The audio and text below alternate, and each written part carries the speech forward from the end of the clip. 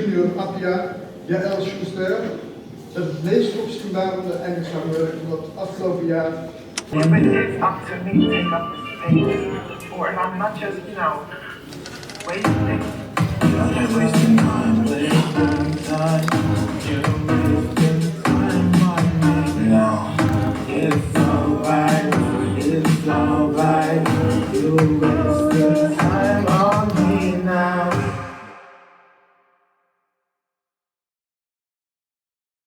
I think with these masks, I call them, the whole project is called R.E.C.L.A.I.M, but I would call these the oracles.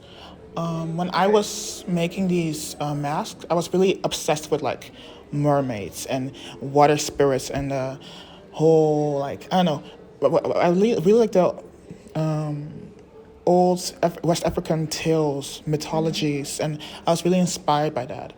I also was really inspired by old West African sculpting of faces, like this face mask and stuff like that. And I was really exploring that. And when I made these faces, I decided to, embody that. Just go into the natural shape, the natural colors, very grounded. For me, I call them oracles because I feel like mermaids, they can be seen as wisdom carriers in a lot of mythologies.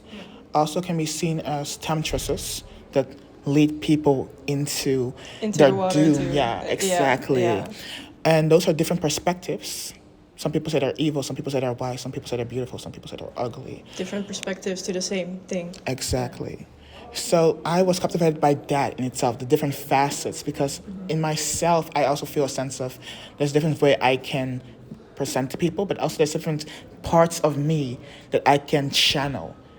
And that's why I've always been very captivated by mermaids as a concept, as a story, as a role in storytelling, I would say. Yeah. So each face for me has a different feeling. I feel like this one for me is like really the centerpiece. This one is the oracle, as in like keeps everything a bit together. Has like the very deep ingrained, like you can see the colors. If you shine light upon it, you can see all the different colors intertwined within the black. Like black is actually like a combination of all these colors, and you can really see that with this one specifically. And this one for me carries really that feminine energy. I feel like the feminine energy in myself as well. Want zijn deze maskers ook een soort van representatie van jou? I think they're also, they're connected to me. Yeah. They're not representative of me, but they're connected to me. They connect to parts of me. So maybe kind of like a externalization. Oké. Yeah. Ja. Dus dat is dan meer jouw vrouwelijke... My feminine energy, it's not per se soft. I think it's very stern. I think it's very, I wouldn't say bougie. I would say it's very preservative. I think these masks are very connected.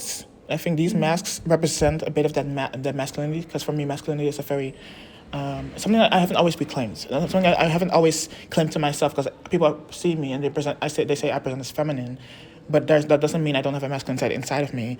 And it's because people said, okay, that's what you are. I took that and I kind of repressed this side of myself. En dan probeer je daar ook in te vallen. Exactly. Because it's an expectation. Yeah. Exactly. Kind of this affirmative, something affirmative. I don't know the word about it.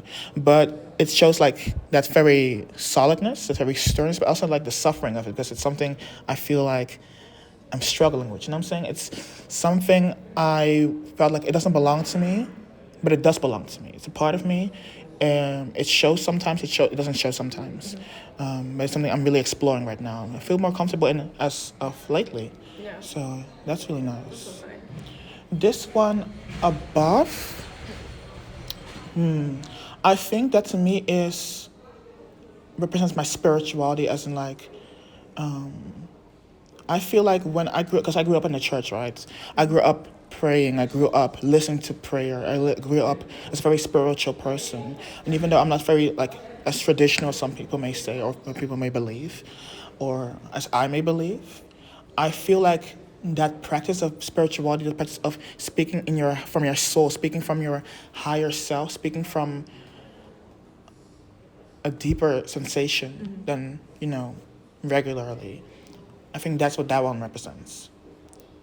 It's mixed with these red lines for me. They mix it's like a mix of like these spiritual thoughts flowing through my body, kind of scarring me, but not scarring as in hurting me, but scarring as in imprinting that spiritual energy through me. So that's what I think, when I look at it now, that's what I think it represents. Ja. Yeah. Want when you look at it now, tijdens het proces had je een ander idee erbij? Of? During the process of making these, I actually didn't have a concept like that, because I made it from a feeling. I'm very intuitive as a person and as an artist as well. I make, and what my soul wants to create, it creates. And sometimes I don't know what I'm making yet. Sometimes when I make work, I don't know what I'm making yet. I don't know what it's about yet. But the work will tell me. Ja. That's why my practice as an artist is also spiritual. Ja, oké. Because it tells me things I don't know about myself, but they were always inside me from the beginning. Ja, dus dan kijk je terug op je werk en dan denk je eigenlijk... Hé, dit heeft eigenlijk een beetje met mij te maken. En een soort van wat er in mijn hoofd speelt, mijn vooruitgang. Yeah. I think it makes me... I think it happens very naturally. As I make it, I discover things, but when I look back at it, I also feel like I discover things, or it confirms things. So, yeah, working for me, making art for me is also like a sense of self-discovery, a sense of expressing. For myself, working is it's healing, but it's also like it's really insightful for me. Ja. Je leert jezelf meer kennen. Exactly. Ik leer mezelf kennen door mijn werk. Yeah. Nice, very nice. Thank you. I want to know what love is. Let me stop. Well, okay, what's going on? What's going on? What's popping? What's popping? What's popping? What's popping? What's popping? What just happened? I don't know.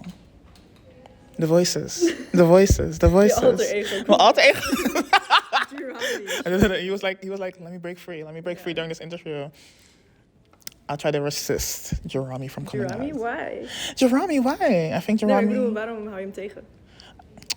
I'm not holding him back for a reason. I'm just like, hey, Jurami, you can come later. You know, he just needs to be a bit patient. In de theaterzaal. Yeah, he can come out there. Maybe he can come out later. You know, when he wants to do his little snippet thing, you can do that. But you know what? For now... Oké. Jurami is voor later. Jurami is voor later. Oké. Is Jurami altijd voor je optredens? Nee, niet per se. Wanneer komt Jurami naar boven? I think Jurami rises up when I feel unrestricted, when I feel bold, when I feel crazy, and I don't give a shit about things, you know what I'm saying? Heel chic. But Jurami, Jurami for me, when I created Jurami also ties into that mermaid story, as in like he's based on like, he's kind of this water creature I designed at some point. And he's based on two different mythologies. Two. I would say a little bit inspiration of tree. The one of a carp fish that rose up on a waterfall and became a dragon. It's kind of representing the ambition, trying to rise above where you come from and become better than you are before. Like through perseverance, you evolve. Ja. And that's something I felt in myself as well when growing up. Even though I had so much things working against me, I worked against the flow and I rose up and did my thing. That's Jurami as well. Jurami. Exactly. Dus nu And ben je een draak. I think I'm in between. Like, okay, like the thing with that story is also about there's nothing wrong with being a fish. Being a fish. Period. Bitch. There's nothing wrong with being a fish. And a dragon is beautiful, but there's beauty in both those sides. So I feel like I'm in between. I'm part of that dragon powerhood, but I'm also part of that the serene fishness, the flow of the. Je kan ze allebei zijn. I'm in between, I would say. I think I'm a hybrid. I think I've learned so much from being a fish, but I also learned so much from being a dragon. Je bent een vis die kan vliegen. It's not about En die fights. vuur kan spugen. It's not about fire. It's about. I think for me, what a dragon is it's like this powerful spiritual creature that has so much. Because it has so much power, it commands so much. It commands so much presence. That to me is what a dragon is. For me, a fish is what I would say is. I would say in this context, a fish is someone that is in connection with the land, in connection with the waters. But there are like certain expectations a fish has versus a dragon. And there's certain ways people look at a fish versus a dragon. And that does do things with the way they're perceived. And that does things with the way I felt as a fish and as I felt as a dragon. So that's, to me, it's very symbolical, you know what I'm saying? It's not very literal, it's like a fire that spits fire. Nee, ik maak het But wel. oh, that, see, I didn't, Fur, why you have to do me like that? No.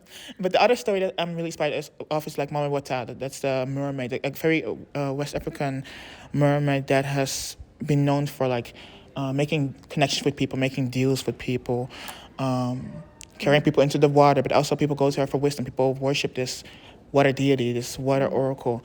Like I said before with the mask, those different perceptions of, you know, the oracle, the temptress, the monster. Naar kijken, maar That inspired me a lot with Jurami.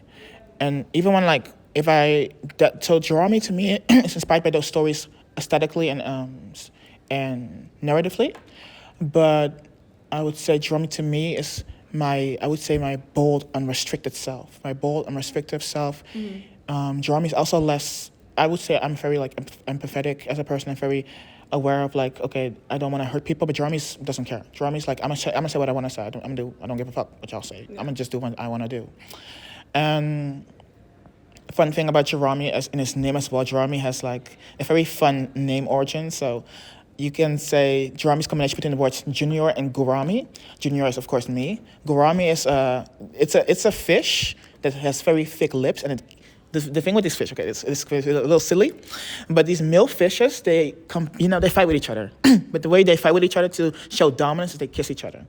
They kiss each other till their lips fall off. That's how they fight. That's you wanna kiss. Stop. Listen. So, no, I'm playing. But like the thing, so I was inspired by the fishes by like the way they are like very they show aggressive, they show aggression, they show fierceness, but they show a little flirtatiousness, like the way they use their lips, and I got some of this for myself, But that aside, that made me feel like, okay, I want to be those fishes. I want to be those fishes. So that is how I made the name Jurami. So Jurami, Junior, Jurami. Fusion, and then En even Jurami. That's the Jurami. Ja. That's the Jurami. En Jurami, je zegt hij is niet altijd...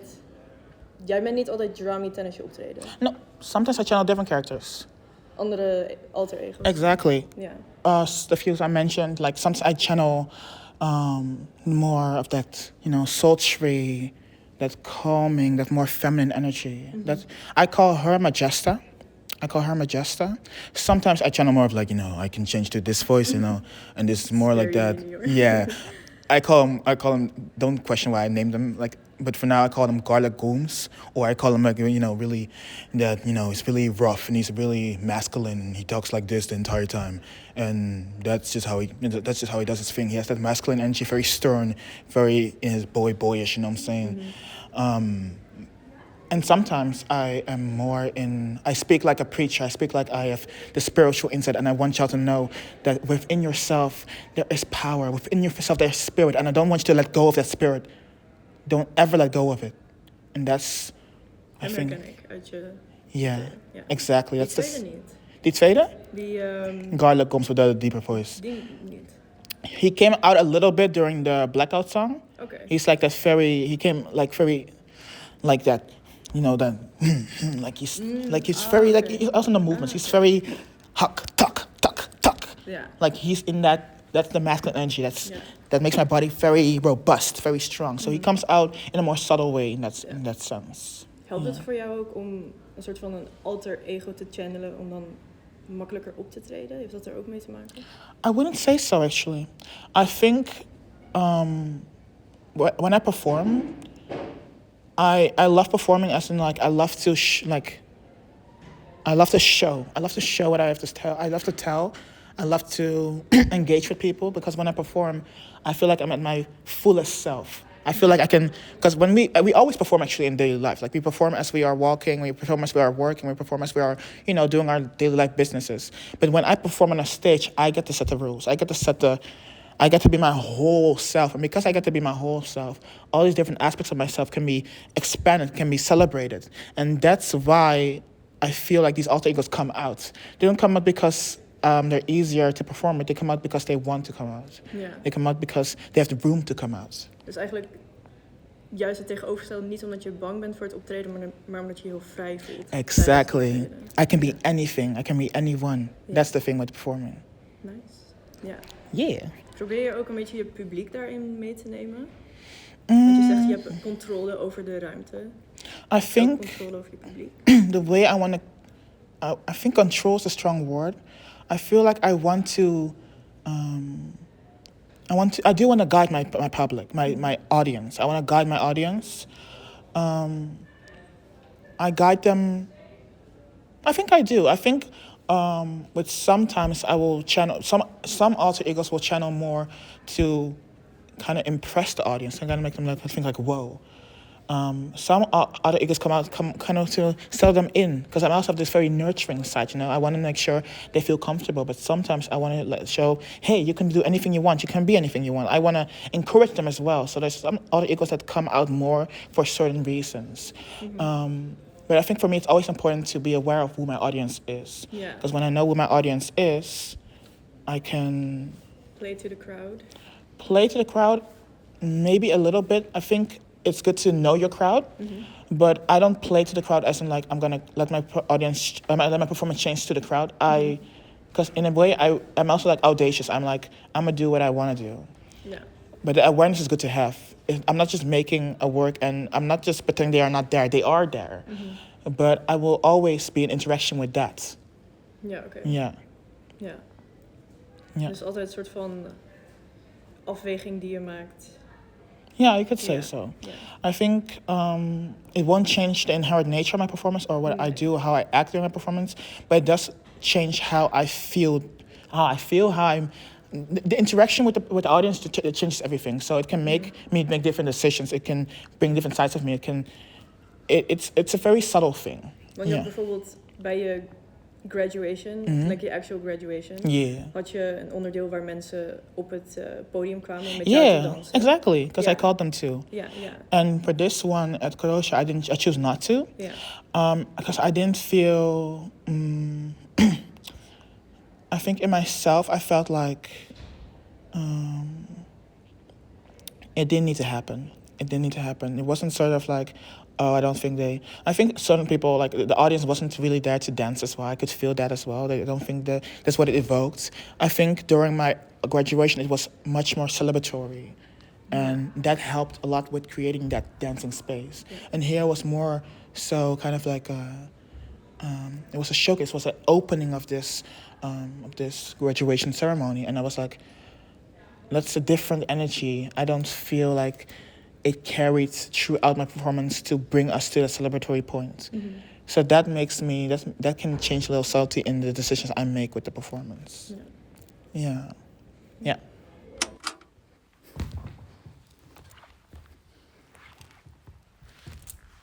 Hello there. What questions do you have for me?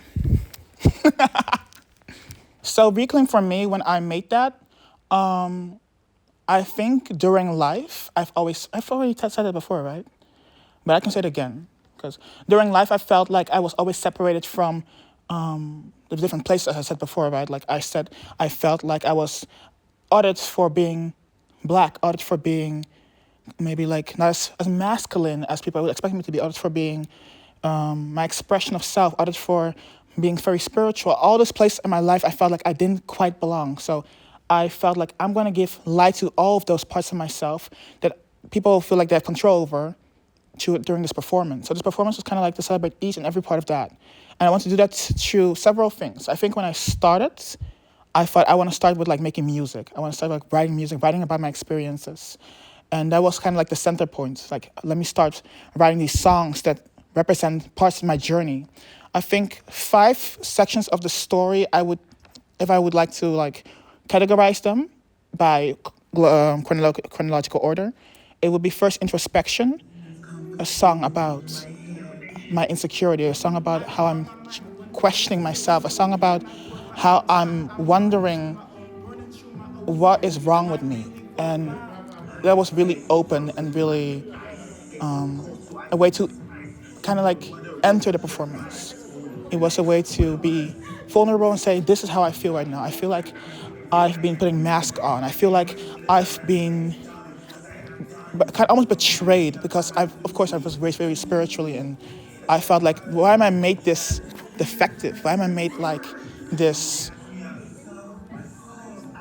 like, why am I made this way? Why I feel like I don't belong anywhere? Why am I such a missing puzzle piece? Or why am I such a misfitting puzzle piece? That was the first song, though that was introspection.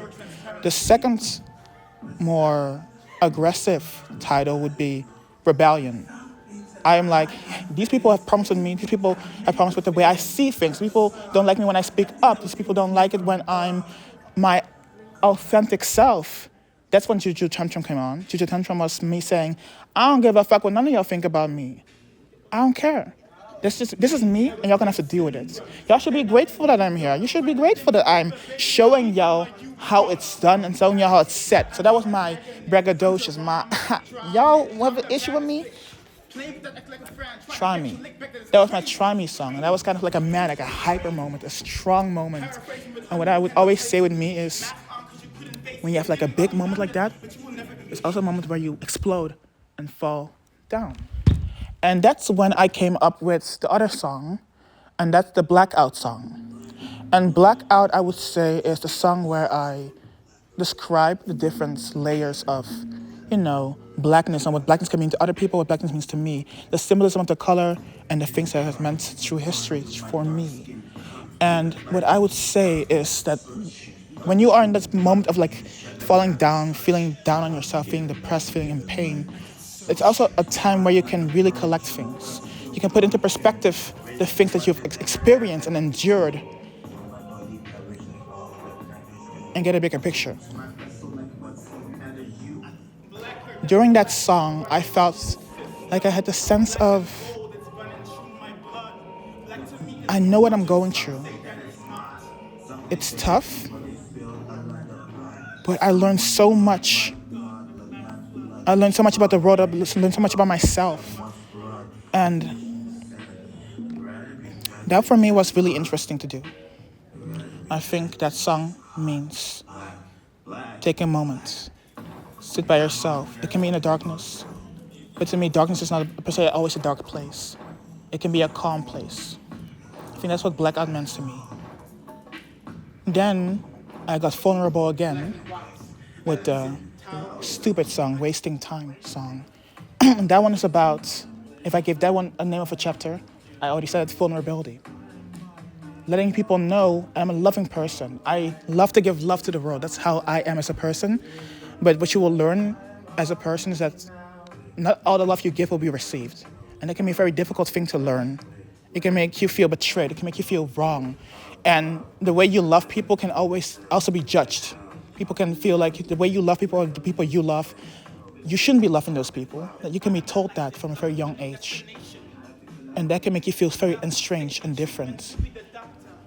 And that song to me, I said that I let people know, hey, this is what I've been feeling. I've been feeling rejected. I've been feeling like the way I am loving people, it's hurting me. I want to love people because it feels so natural to me, but it feels like I'm getting punished for it. But at the end of the song, I'm like, I cannot be questioning myself anymore. I am who I am because I am who I am. I love people the way I love people. I am made the way I am because I am made the way I am. And even though it makes me such a silly person for some people, it has given me so much special connections. That sensitivity I have as a person, because I'm a very vulnerable, I'm a very soft person. Of course, I can sometimes be very tough, I can be a bad bitch, you know what I'm saying? But I can also be a very soft person. I can be hurt. But that gives me a sensitivity that allows me to understand different people. And that brings me to my last song, Blessed. And that's almost like I think the song describes exactly what the chapter is. It's feeling blessed, it's feeling grateful. Because of all these different specific experiences where I felt different or othered, because of all those different dimensions of understanding myself, of dimensions of being a person, I understand so many different people among me. I notice that, hey, I see these people with certain struggles or certain experiences, and I feel like I have this sensitivity to connect with them, even though maybe we haven't had the same experiences, but I can place myself and how would I feel if I had that. I can be like, hey, this is something I feel like I've experienced in a similar sense. I can listen to people. I can hear so many different stories, and I feel like I can connect with people because of what I've been through. So I haven't been struggling for naught. I feel like I've been placed in this world to understand different people and to interact with them people and to connect with people. I think that's what I felt during the song. And yeah, I think this whole performance together, if I would summarize it as one, is me realizing that I think it's me realizing that I have been made the way I am for, and that's just me. And that allows me to connect to people. It allows me to delve into deeper sides of myself, but also delve into deeper sides of other people. I think I would say this whole performance is an experience of congratulating myself of how far I've come till now, and there's much more to come. There's much more I will realize. But I think it's always really fun with the performance. What I did is like I put together these different mediums. I put together my dancing that I've done from a very young age. I've never had dancing classes, but I love dancing with my family. I put together music that I wrote myself. I've never had music lessons. I just loved listening to rap music, mostly by women. I loved listening. So as a little kid, I would always listen to like Nicki Minaj. As a kid, I would listen to her lyrics. I would quote them all every time. And there's many more. There's No Name. There is Doechii. There is, there's just so many. Lil Sims. I also love her so much. There's so many female rappers I love. And because I didn't know that as a guy, as a feminine guy, as a theatrical guy, I had a presence in that field of rap until I saw these other people. I was like, wait, they're doing it. This is not like the typical guy I see rapping, but they are rapping and I can resonate with them. So why wouldn't I be able to rap? So it the presence of female rap to me gave me a feeling like I have a presence in rap. I can also write. Like I've always been a poet, but I was like, I can also give y'all a little bit of that, that rap presence. So I brought in rapping as well into this project. Then I also brought in like fabrics. I'm no seamstress. I wouldn't say I'm a seamstress, but I have this idea of fashion. What I think clothes can do and what clothes symbolize is identity itself. It's a manifestation of identity. And what I did with many of these clothing that you see in the performance is they're torn, they're ripped, they're bleached. And the whole thing with identity is you will separate from some things that you've grown up with. You will connect with new things. You'll rediscover old things. And you're going to be stitching and ripping, attachment and detachment. You're going to be doing that your entire life. And I feel like cloth, fabric, symbolizes that so perfectly. So I represented that throughout that medium of fashion. Yeah, so we have the fashion, the cloth, we have the rapping, we have the dancing. We also have my own Ghanaian roots because as a Ghanaian, I've also been given these beautiful, I feel like as a Ghanaian, I feel like I've been blessed with my roots, with the way we talk to each other, with the way we understand each other, with the way family works, with the way I have always been very proud of my heritage. So when I saw clothes, when I saw the patterns of clothes, when I saw the bracelet, when I saw the symbols, what they meant, when I discovered that, because everyone always told me, as an African, there's nothing to be proud of. But I was always like, no, I'm very proud of my roots. Even as a little kid, no one ever could convince me that being Ghanaian was something to be ashamed of. So I've always been very proud of everything. I love to carry my culture as well. So, for instance, during the performance, I wore a lot of these Ghanaian, this is Junior, it's like a Ghanaian symbol. There's these different, bracelets and these different things that are I've been given from very young that I always want to wear during the performance because it's part of me I want to show off. I am not ashamed to be showing my Ghanaian roots. I am proud of them.